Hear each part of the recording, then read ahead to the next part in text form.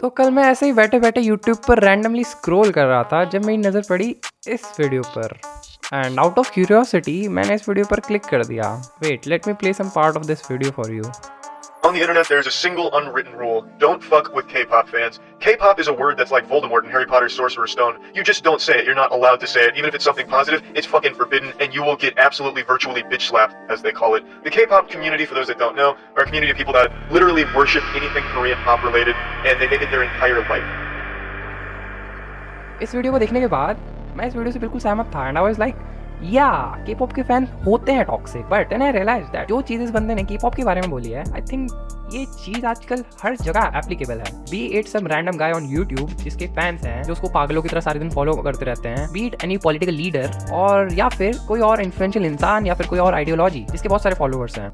So I decided to dive deep into it and let me clear it in the starting only.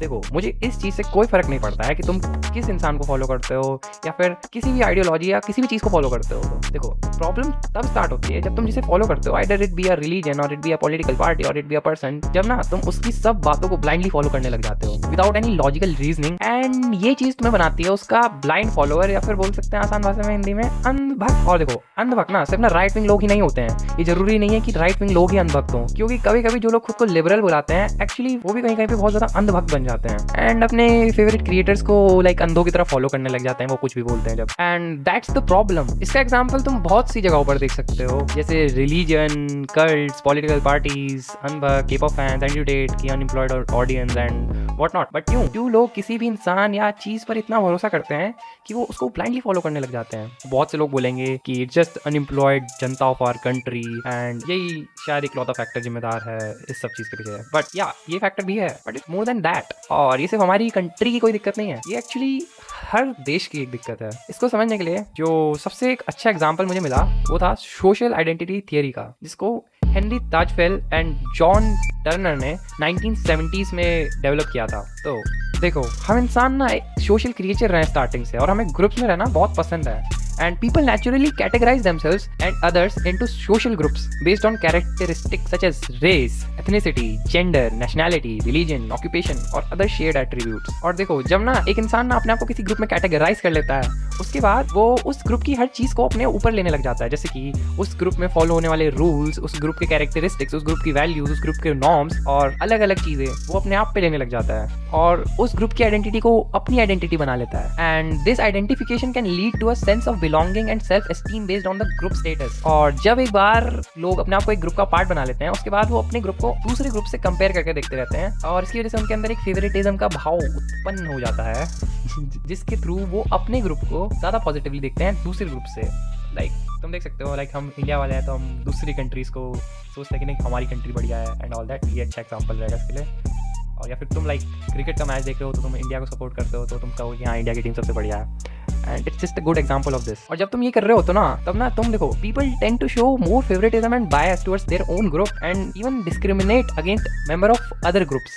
Like इसको तुम एक अच्छा example देख सकते हो कि लाइक क्रिकेट में दोनों तरफ के लोग एक दूसरे को गाली दे रहे होते हैं कि तुम्हारी टीम बेकार है, तुम्हारी टीम बेकार है। And at the end social identity theory suggest that individual derive part of their self esteem from their groups membership. When their group is positively valued और successful, individuals may feel boost in their self esteem. And ये चीज़ opposite में भी काम करती है, जब उनके ग्रुप को नेगेटिवली स्टीरियोटाइप किया जाता है और उनको डिस्क्रिमिनेशन फेस करना पड़ता है उनके ग्रुप को, तो उनका सेल्फ एस्टीम नेगेटिवली भी अफेक्ट होता है। Till now you would have seen the pattern कि लोग किसी के भी ब्लाइंड फॉलोअर्स क्यों बनते हैं, क्योंकि इसके थ्रू लोग एक ग्रुप का पार्ट बन सकते हैं इजीली।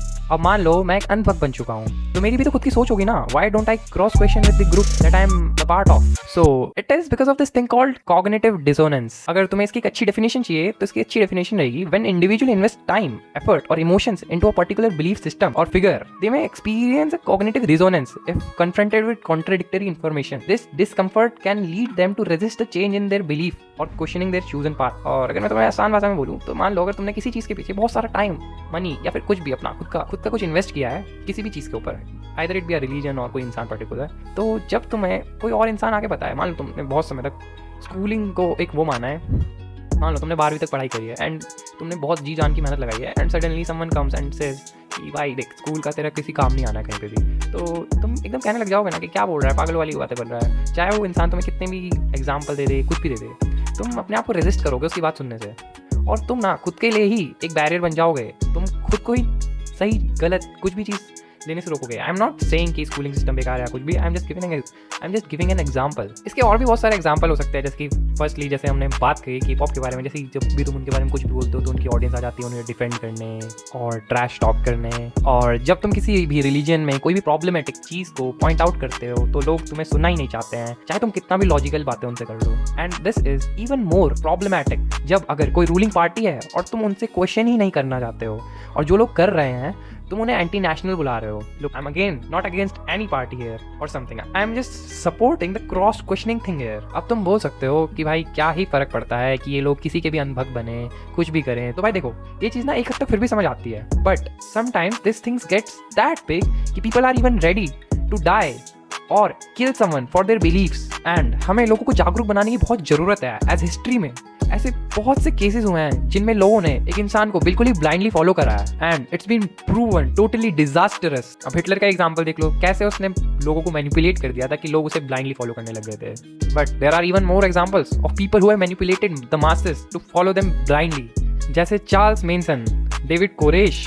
मार्शल एप्पलवाइट एंड इन सब में से सबसे ज्यादा खतरनाक जिम जोन्स, जिसने एक ही बारी में 900 से भी ज्यादा लोगों को बोला कि तुम जहर पी लो, और लोगों ने पी भी लिया।